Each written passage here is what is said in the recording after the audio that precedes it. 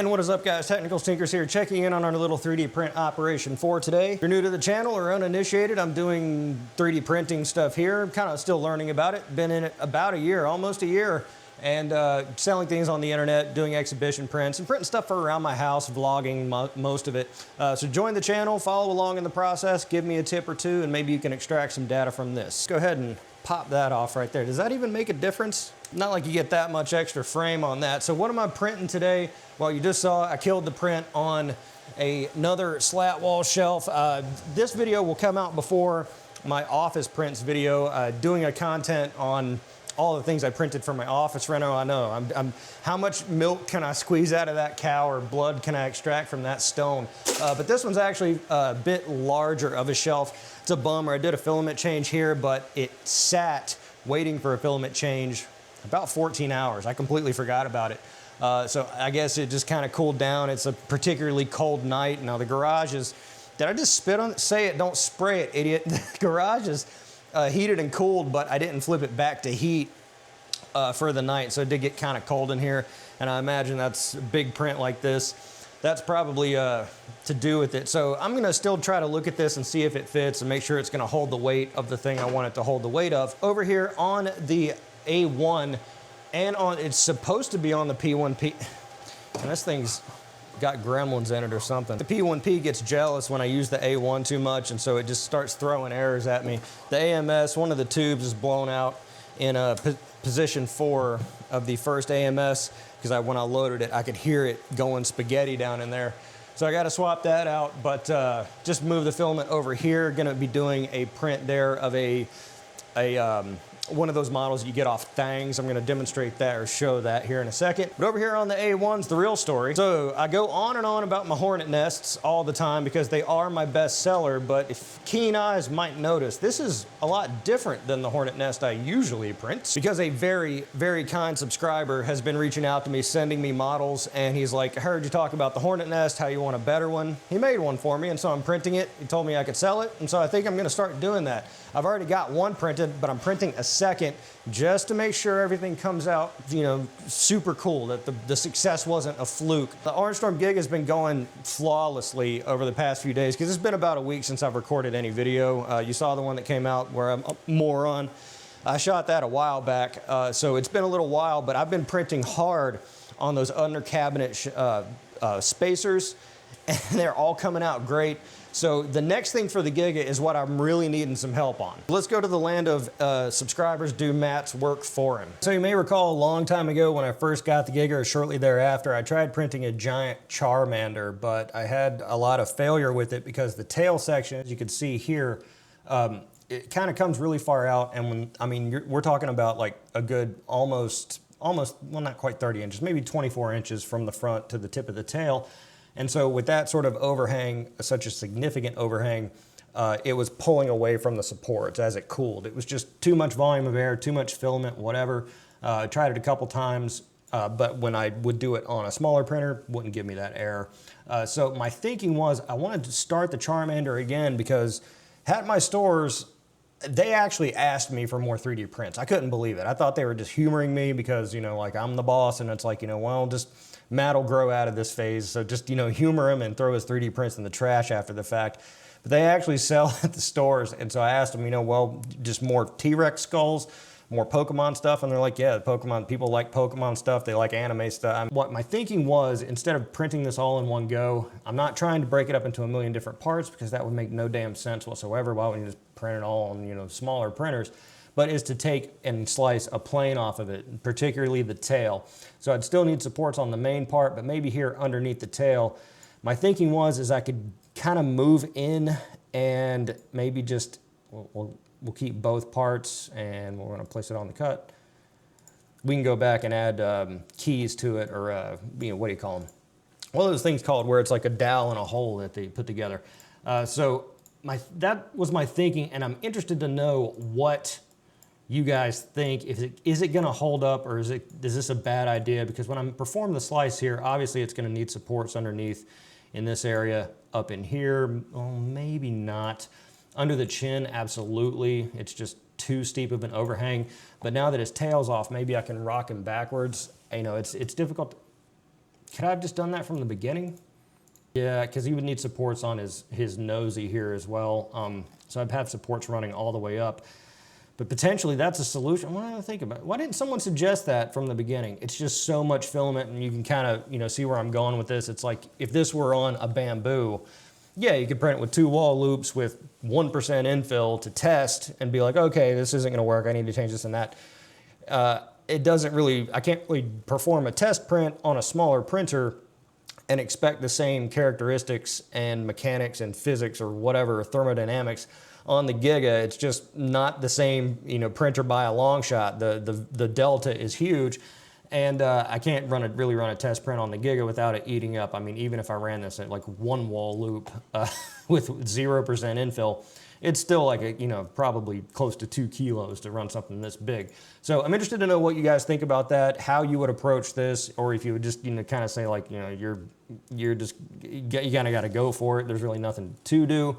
I really don't want to keep slicing the model up. You know, I think maybe cut the tail, maybe cut off his head, but then I still got these arms out here giving me problems. So let me know what you think. And insofar as the Giga's performance thus far, it's been generating beautiful prints. Now, albeit they're very simple. Yeah, I got a FlexiSpot desk coming as well. Thank you, FlexiSpot. I have to do a video for them, but they're sending me a desk too, and I got to tell you, they only got the base right now, but the motors on this base, that it's an ace of base.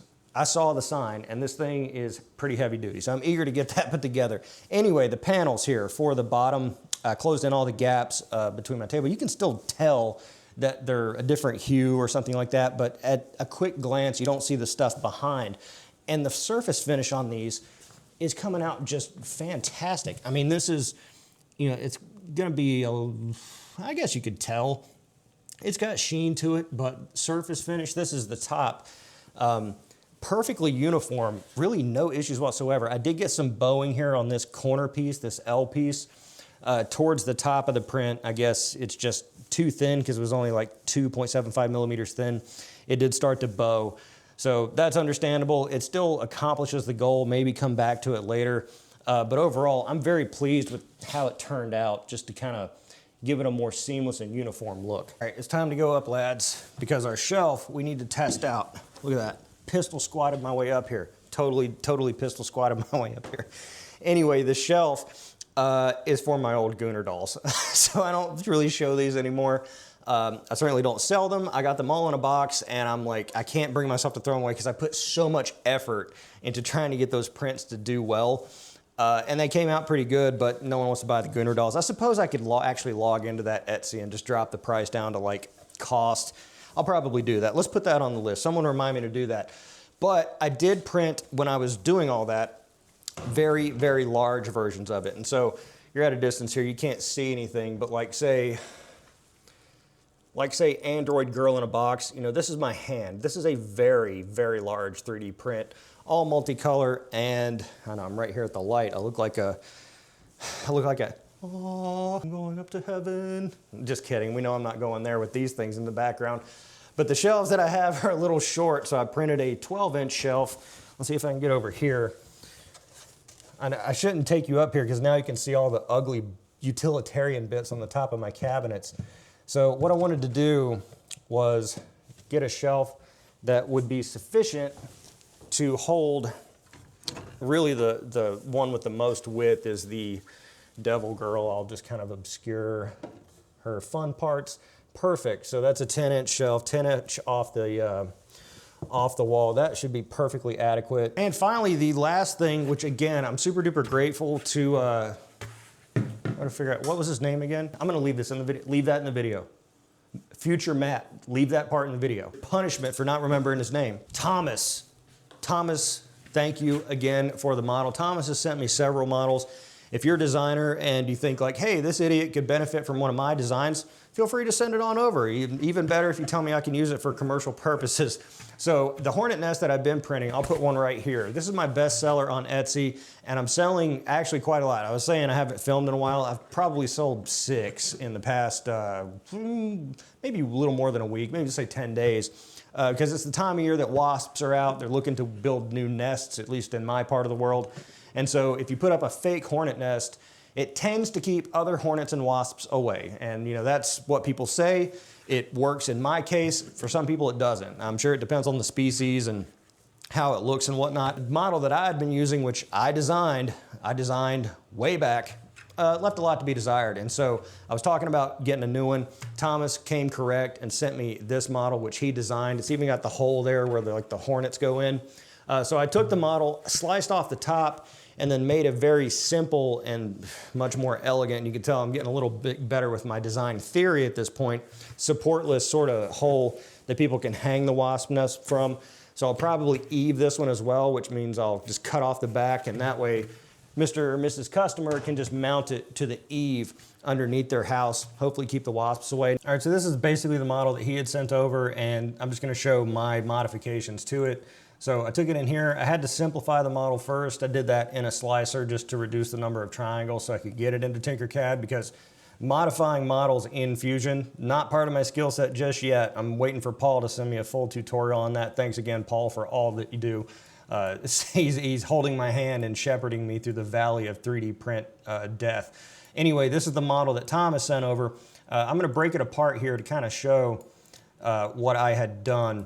I'm hoping I can just go back when I do this. So over here, very simply, I'm not sure why it's, okay, so I'd made a negative, a boolean of like a triangle with a cutout in it, and that way when it prints, it can just kind of come together, no supports. The previous model I did was a dodo, I didn't think about it. It's just a hole with the stem through it, and so it would have to print supports up to meet the flat part that's on the inside. Here's the original model. It's got like a connection at the top, but I just cut that part off because people are hanging them, and I need a way to print it on the, a flat part to print on the printer going down far enough to kind of, not have too much in the way of overhangs. But I'm loving the texture even after simplifying it.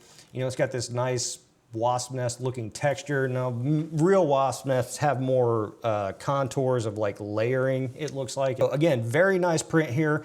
Thomas is sending me some info, whatever info he sent over. I'm going to put it in the description below if you want to check out his models, links to his Maker World or Thingiverse or whatever he's trying to promote. Like I was saying too, if you're a designer or you sell your designs on the internet and you want to send me some, I'll print them and I'll promote it. It's just part of, not really a giving back thing. I get content out of it and you maybe get sales. Bonus points if you have a Thangs, because I can get some affiliate commission on that too. So again, if you're into that, email's in the description below. Very happy to take a look at it. And again, thanks Thomas for sending this over, because I'm gonna print another one of these, and once the other one's up, I'm gonna list it for sale and start selling it. I can sell these for a lot cheaper too, because they take about half the filament as my other design. They are smaller, but I think that's gonna get the point across.